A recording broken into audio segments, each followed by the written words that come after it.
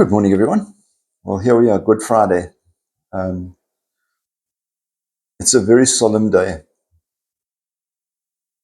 We know that at this time, early in the morning, Jesus had been taken out to Calvary. He had been beaten, he'd been betrayed, and he's been taken out to be crucified. Now, crucifixion would have happened. Jesus would have seen crucifixions. Not a nice way to go. Most people who died from crucifixion died from asphyxiation. In other words, they were hanging on the cross so that they couldn't breathe. That's the significance of the soldiers breaking the legs, so that people couldn't support themselves and therefore they would die of suffocation. We commemorate it today by praying the Stations of the Cross, 10 o'clock in both churches. We pray those together and walk the journey that Jesus walked towards Calvary, towards his crucifixion.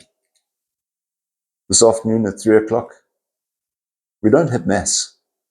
I think I've mentioned to you before when we spoke about genuflection. There's nothing to genuflect to today. The church is empty. The tabernacle is empty. We walk into a building.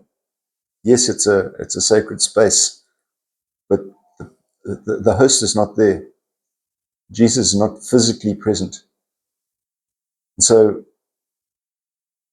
how are we able to celebrate that? Well, we do that by venerating the cross, by showing respect to the cross that Jesus died on. Some people will say, why the cross and not the crucifix? Well, it's kind of an option, but the belief is that it's the cross that bore Jesus. And that is why we give respect to that, not specifically to Jesus Christ himself. That we celebrate tomorrow. So we have the veneration of the cross. And after that, we simply have communion.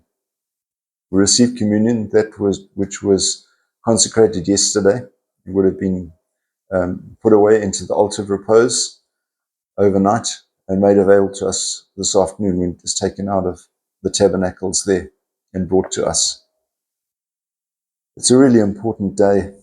It's a solemn day, but it's a day which we say, well, why is it called Good Friday? Well, there's a gladness in acknowledging that Jesus did this out of love. Jesus' death was based on his love for us. And from that love comes the goodness that he offers to us. And so the goodness that we celebrate is that act of love of Jesus Christ who died on the cross for us today. I was going to say have a wonderful day, but we'll see you again. Keep yourself safe. God bless. Bye-bye.